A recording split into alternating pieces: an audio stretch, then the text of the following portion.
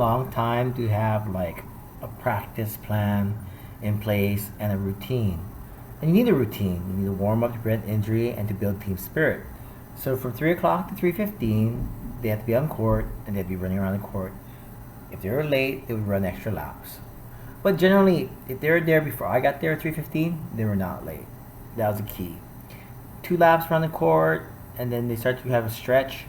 This is the time period to socialize with each other and build a bond of team spirit, to get out the days, whatever happen at school or class, okay?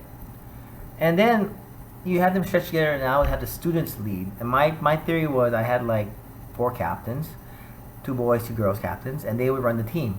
And they would keep everybody in line. And by them keeping them in line, I don't have to yell at them. But if I yelled at them, I would make everybody run. So the captains would just tell the kids, hey, quiet down, start stretching. Coach can make us run if you don't do it.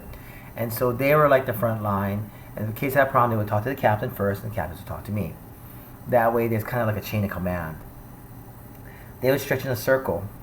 And we would do this even when we went to other places. The key is you need a routine. So we would go to another location, and everyone would be really nervous, and we would get together and stretch on the court to warm up. I'll get court for a team warm up, and we'd stretch in a circle. And that was the way we kind of settled into the day. And they had organized stretches, hamstring, quads, arm, wrist, shoulders, back, basic stuff. You don't sit down, it's all standing up stuff. And then after we finish stretching, we do agilities, crossovers, kadoke steps, back pedals, being careful that they lean forward in the back pedals so they wouldn't fall. Then we would serve 2 baskets, and I would call out where to aim, or the captains would call out where to aim. So just about 3:15 to 3:25, you serve 1, 2, or 3, and this is the reality. Like, people don't practice serving enough. And when I say 2 baskets, I mean like 2 shopping carts of balls. Like, I had every player bring like 2 or 3 cans of balls to practice, and that way we would have new balls and old balls. And we would keep the old balls for rainy day practices. So when it rained, we would play with the old balls. So, train like you play. The reason we did 1, 2, 3 was that's the way we signal in doubles. 1 was middle, 2 body, 3 was wide. And then I would demonstrate a shot and say it was a volley, and they would work on it from 3:30 to 4 o'clock. And at this phase, they're doing their own feeds, and they're playing out the point, and they're trying to sustain the rally to 3 shots. And they do it like 3 times, and then they switch. And that way they're working their feeds. You can either be with the volleyers on their side working volleys, or you can be with the baseliners on their side working with the baseliners. And we had 4 courts running like this. So that's 32 players on 4 courts. Match play is a very important part of every practice. So we're a live ball drill and competition. So from 4 o'clock to about 4:40, we play doubles. And we would have 4 courts and 32 players. So now this becomes a problem. But the first thing, you got to keep the rankings, and if they miss practice, you keep that for ranking also. They would drop a rank. But the way to create a solution, and it sounds really lame, but it's actually really good, is you have 2 doubles matches on 1 court. And what do I mean by that? You have 2 doubles matches on 1 court. The blues play, and then the yellows will play 2 points, and they'll switch. Why do we do this? Because the blues play out 2 points, and then the yellows come on court and play 2 points. And if you get to 40-40, you play no add deuce. You have an audience now. It sounds really lame, but the kids like it because then they play and their friends, while the other people are playing, they're talking strategy, you're just talking, and the other people are playing, they watch, and they're just playing like every 2 points, so they're always on court.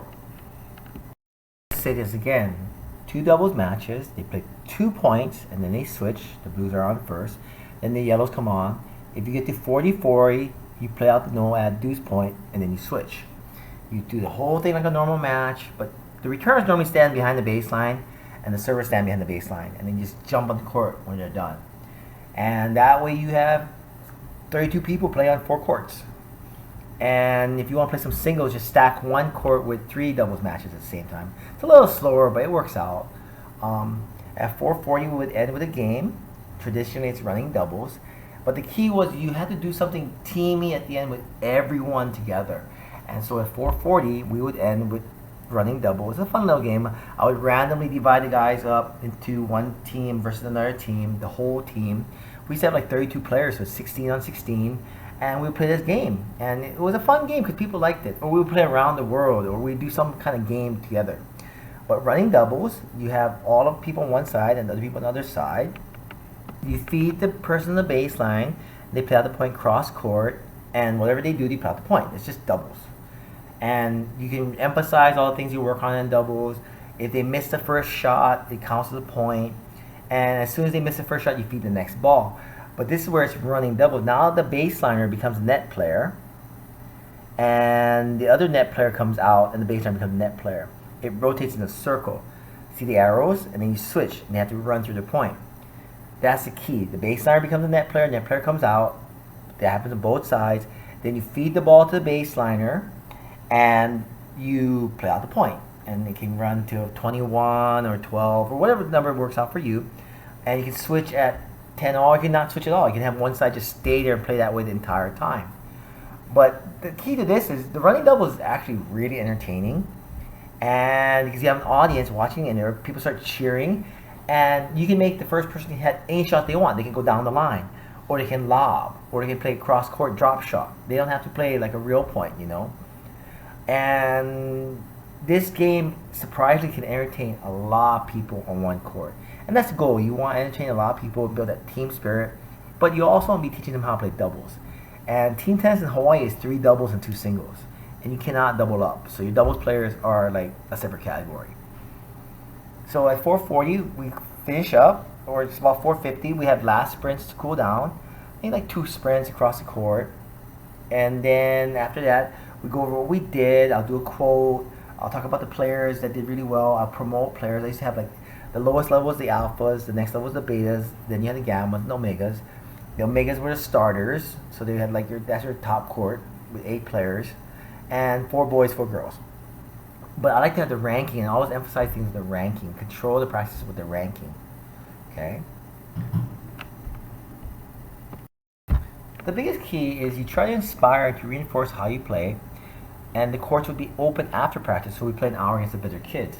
Because the practice is a little slow for the better kids. I mean, as long as you keep them together and they work together, the rallies get really well. They can work on different shots. They can hit harder. They can play hard against each other. But you really want to inspire them, and the best way to inspire them is you play.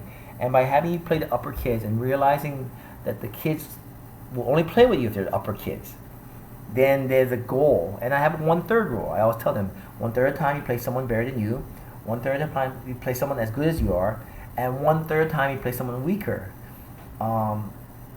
Don't let the number 1 player not practice with you. This is very common in tennis. They want to be like with their own coach, and you tell them that's fine. You can go be with your own coach. You don't have to be on the team, because if you're at practice and your number 1 player is there, he helps bring up the level of everyone. He's the role model. But if he's not there, he doesn't help your team get better. This is not worth having him or her. Practice, you gotta make it count. You gotta make it a team event, and people don't come, they don't get to play. That was the rule. If you don't come the day before a match, you will not play. I don't care who we playing, I don't care who you are. And when it gets really serious and you're contending for like league titles and state titles, you have to really, you can balance these out if there's excuse absence. But if you didn't come before, you didn't play, and it was just a very simple system. So hopefully this practice plan helps you develop your team for high school tennis.